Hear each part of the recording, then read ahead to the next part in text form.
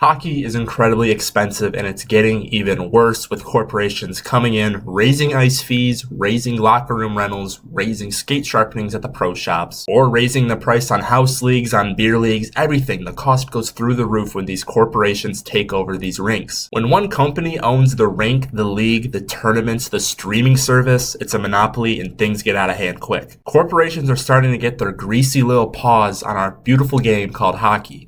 And Black Bear is the main player here. Black Bear Sports Group owns 42 rinks across the United States, and that number is only getting higher and higher. Supposedly, they buy local failing rinks, and they come in, buy the property, and fix the rinks. Allegedly. In reality, they just raise the cost of everything, don't make any improvements, and say that they saved the business with their incredible business knowledge. They only care about the profitability, which is understandable. It is a business at the end of the day. I'm not complaining about that, but it's at the expense of the community, the hockey players, the hockey parents, our people. They take over these local rinks, they put in their own travel teams, they kick the ones out that are in there, they kick the teams out of the locker room, they raise the ice rates, they raise the beer league rates. Oh, and of course, on top of all that, they have their own media company, Black Bear TV.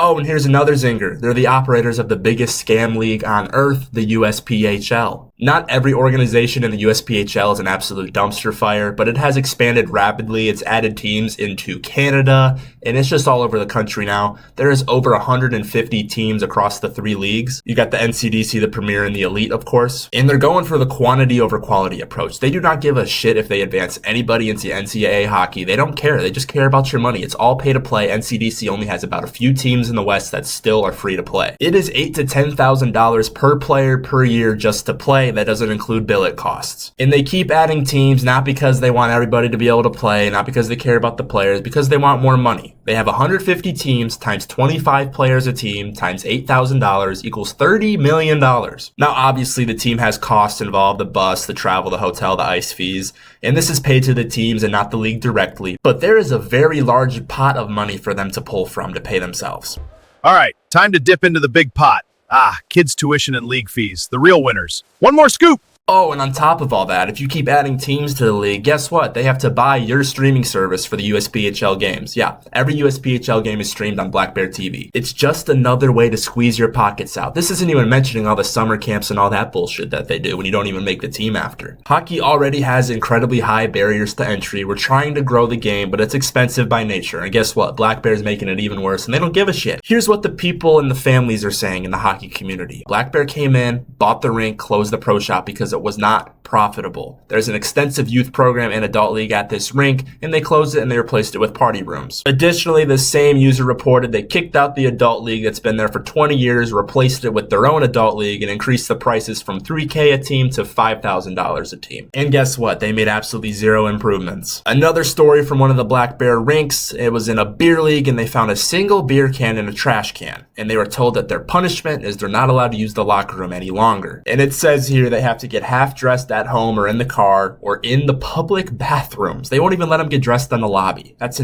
insane. Additionally, people report rising ice fees. People report locker room rental charges that did not exist before. Overall, people hate Black Bear in the hockey community, and I don't blame them. Let's pivot away from Black Bear for a second. They're not the only culprit in this game. Let's talk about tournaments and hockey camps. Most tournaments and hockey camps require the players to stay at a certain partner hotel. Even if you have family nearby, you have to pay for the hotel block. The hotel benefits, the team gets the kickbacks, everybody benefits but you and I, the consumer, the hockey player. It's another way to get scammed, it's another way to squeeze your pockets, it's another revenue stream for the hockey big suits. And they advertise it that it'll be cheaper if you book through these partner hotels, but often it is not. So let's get back to Black Bear. As I mentioned previously, they don't just operate the rinks, they run the facilities, the leagues, the tournaments, and the streaming service. And I respect it. When a corporation owns multiple layers of an ecosystem, they capture revenue at every step. And I respect this. You can't hate the player, you gotta hate the game. They're just doing what they want to do and make the most money. They get money from ice time, league fees, tournament entry fees, hotel partnerships, streaming subscriptions. And they expand their teams in their junior league to get more dues. And it's all a machine so they can just rake in the dough. I will admit, it's smart, I respect the hustle, but it's at the expense of you and I. Corporations and private equity are not just taking over hockey, it has leaked into other sports as well. US sports now generate about $40 billion a year in revenue, and that's just youth sports, and of course private equity knows this. You got competitive cheer and dance, which is largely controlled by Varsity Brands, a private equity-backed company, and guess what? They own the competitions, they own the uniform and apparel brands their teams are required to buy from, they control event production and media rights, teams have to pay registration fees to compete, families purchase required uniforms or branded gear, and athletes have to attend the company-run camps. Similarly, in baseball, you might have heard about this, Cooperstown Dreams Park has just been purchased by a private equity company, and of course you gotta book through certain hotel blocks or travel partners to even be involved in the event. And it sucks because Cooperstown's a sweet place to play some baseball, and it used to be at least relatively affordable, and now it's just out the wazoo. Corporations love having these funnels of multiple revenue streams where they can squeeze their customer every which way. And a lot of people don't even know that all the things they're paying for is going in the same person's pocket. So what can we do about this? Are we screwed? Are corporations going to ruin every single thing?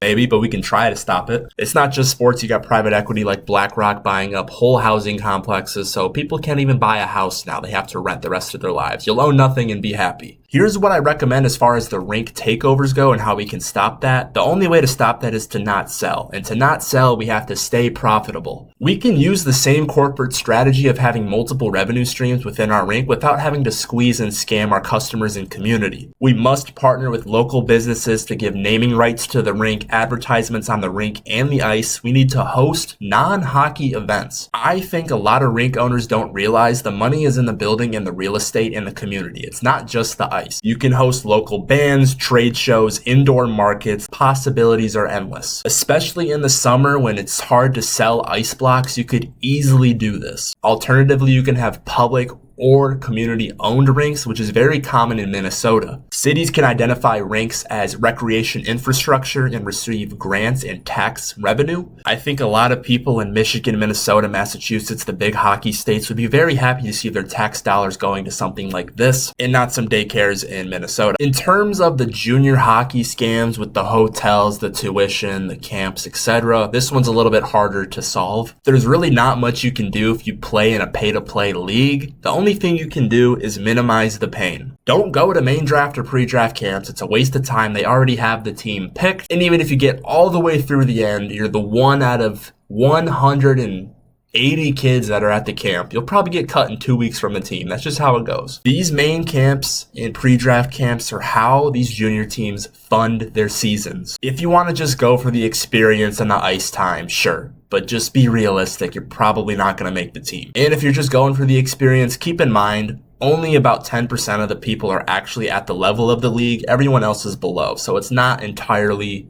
the experience you're looking for. I'm not saying junior hockey is a scam in entirety. I played pay to play. I don't regret it. Not every single opportunity is someone trying to screw ya. It's not always exploitation, but every opportunity should be evaluated and researched. You gotta be sure, because people are looking out to get ya. It's not set in stone that these corporations have to win. We're the people. We have the power. Without us, they're nothing. I don't really know a solution if your local rink gets bought by Black Bear and it's already coming in there. I don't know what to do. All I know is how to prevent them from buying. Once they're in there, I don't know how to stop them. Boycott? I mean, that's tough to do. But I do know one thing, it's just going to get worse and worse as the years go on and they get more power and more of a monopoly. Pretty soon you're not going to have a choice. You'll have to be at some private equity rink or a Black Bear rink. That's how it's going to go. Comment down below if you found this interesting, if you had any experience with Black Bear. Like and subscribe. This is my first long form video. Let me know how I did.